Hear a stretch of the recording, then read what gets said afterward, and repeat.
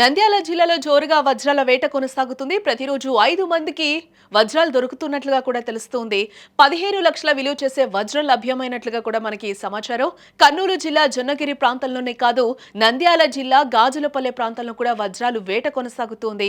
వర్షపు నీటి వాగులో వజ్రాలు దొరుకుతున్నాయని కూడా చెప్తూ ఉన్నారు. వజ్రాలను జల్లెడ పట్టి వెతుకుతున్నారు అక్కడున్న ప్రజలందరూ కూడా. వజ్రాల వేట అనగానే గుర్తొచ్చేది మనకు రాయలసీమ. ఒకప్పుడు రాయలసీమను రత్నాల సీమగా అభివర్ణించేవారు. ఇప్పటికే ఆ ప్రాంతాల్లో వజ్రాలు దొరికి ప్రజల తలరాతలు మారుతూ ఉన్నాయి. ఎక్కువగా కర్నూలు జిల్లాలో వజ్రాలు లభ్యమవుతూ ఉన్నాయి.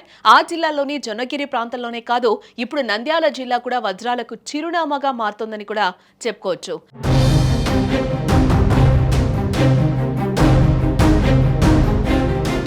నంద్యాల జిల్లాలోని గాజులపల్లె ప్రాంతంలో ప్రజలు జోరుగా వజ్రాల వేట కొనసాగిస్తూ ఉన్నారు.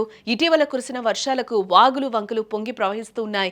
సరిగ్గా ఈ వర్షపు నీటి వాగులోనే వజ్రాలు కొట్టుకొస్తున్నాయని స్థానికులు నమ్ముతూ ఉన్నారు. ప్రజలు తమ అదృష్టాన్ని పరీక్షించుకోవడానికి ప్రతిరోజు అక్కడికి తరలి వస్తూ ఉన్నారు. స్థానిక సర్వలక్ష్మీ నరసింహస్వామి దేవాలయం సమీపంలో ఉన్న ఈ వాగును వజ్రాల వాగుగా పిలుస్తున్నారు. ఈ వాగులోని ఇసుకను మట్టిని జల్లెడ పట్టి వజ్రాల కోసం వెతుకుతూ ఉన్నారు. కొందరు కూలి పనులు మానుకుని మరి వజ్రాల వేటకు వస్తున్నారు. ఒకవేళ వజ్రం దొరికితే తమ జీవితం మారిపోతుందని కూడా ఆశగా ఎదురు చూస్తూ ఉన్నారు. ఇప్పుడే ఒకటే దొరికింది. నేను ఈ మధ్య ఇక్కడికి వచ్చాను, మాది గుంటూరులో. ఇక్కడికి వచ్చాను, దొరికింది. ఆయన అమ్మనాడు వెళ్ళిపోయాడు.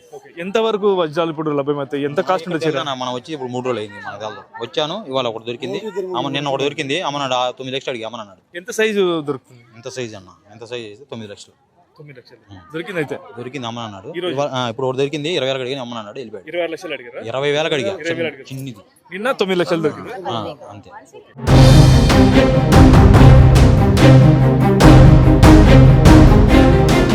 ఇటీవల ఒక వ్యక్తికి ఏకంగా 15 లక్షల రూపాయల విలువ చేసే వజ్రం దొరకడం స్థానికంగా సంచలనంగా మారింది.